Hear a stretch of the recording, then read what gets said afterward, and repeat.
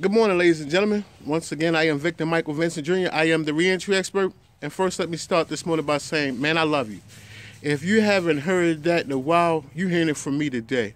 Man, I have such a love for my community, my friends, and my peers. Yo, it's amazing because what I want to talk to you today is a little bit about revitalization.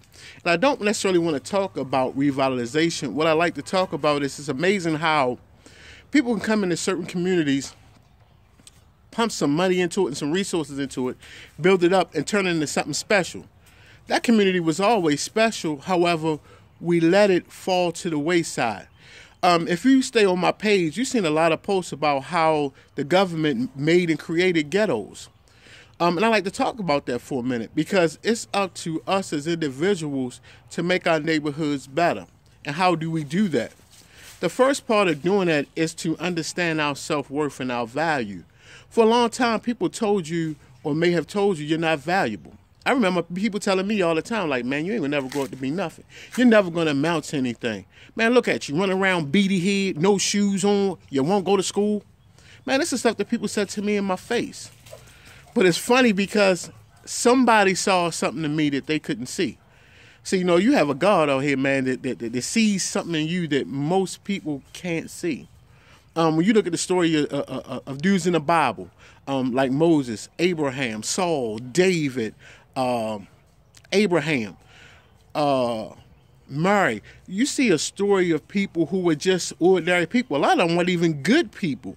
However, God saw something in them and had a call on their life.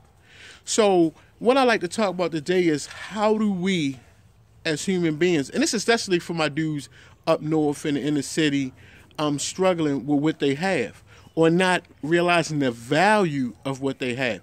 See, Cordelia Avenue, Park Heights, Belvedere, St. Charles, Nelson, you know, you name it, St. Ambrose, Woodland.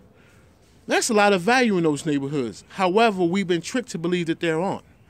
I could just imagine if somebody had enough money to go through those neighborhoods, redo those houses, put granite countertops in, open up some swimming pools in the area, invest in the schools, how beautiful those communities will be. And that's a part of revitalization. People take an area and do something with it. If you ever sit down and talk to my mom, love talking to moms, love you, Mom. Mom will tell you, remember back when the harbor was a rat-infested wharf, where boats came in and drunks hung out, and you just went down there to buy vegetables, fruits, or meats right off the boat. The stench was foul, the water smelled, but somebody had a vision. And it wasn't Donald Schaefer, it was actually the mayor before him.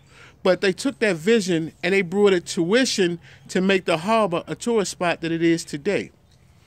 When you look at Fells Point, Canton, when you look at Canton, Canton was a place basically for longshoremen. You don't even hear about longshoremen too much today, but they still exist because I was at a conference with a bunch of them down in Georgia a year ago. But a lot of those longshoremen, a lot of those jobs changed and went overseas, so you started to see those neighborhoods like Brooklyn, different parts of the city fall apart. But whenever somebody wants to build up a part of the city, that's all they do is invest in it. It's time for us to start investing in our own neighborhoods. It's time for us to get with some banks or create some banks, some black banks that can invest in some of our neighborhoods. It's time to start fixing those neighborhoods up. It's time for us to appreciate what we have. Yo, it's always funny to me how the Cosby Show, how the house in that neighborhood seems so elegant, so exquisite that that's where you wanted to be. They were brownstones. And those houses on Belvedere, Cordelia, St. Charles are nothing more than brownstones, some of them with front porches on them. It's amazing how Harlem was changed around when investors realized it was a gold mine.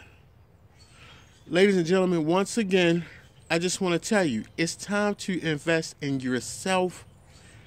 It's time for you to invest in your community. It's time for you to invest in your friends, your family, and some loved ones. And I know what you're saying right now. Come on, JD. Come on, Duckett. I don't have no whole lot of money. Yo, it doesn't start necessarily with money. It starts with getting together, sitting down, and talking about some things you would like to do. Yo, I didn't become a reentry expert overnight. And I'm still working through the process of building my brand. But I'm going to continue to invest in me, because it's funny. Somebody told me, like, yo, if you ain't making money, this is a hobby. What's wrong with having a hobby? Once again, man, I love y'all. Keep your heads up. I will be up in Baltimore in April to sit down with anybody that want to talk. We can go have some drinks. Just sit down and kick it. Keep it positive, and just think about something that we can do, not only to motivate the people close to us, but the people we don't see time to time, the people that we run into every once in a while. Sometimes people just need a good word. Sometimes people need you to just say, yo, are you okay? Okay, how you doing? That's investing. That's giving it some time. It was funny moving down here in the South. So many people have small gardens. And anybody who knows anything about a garden is that you have to put the time in. That's investing in it. The seeds will not bear fruit without you investing time in the garden. Once again, I am Victor Michael Vincent Jr. I am the reentry expert. I love you, and have a blessed one. Later.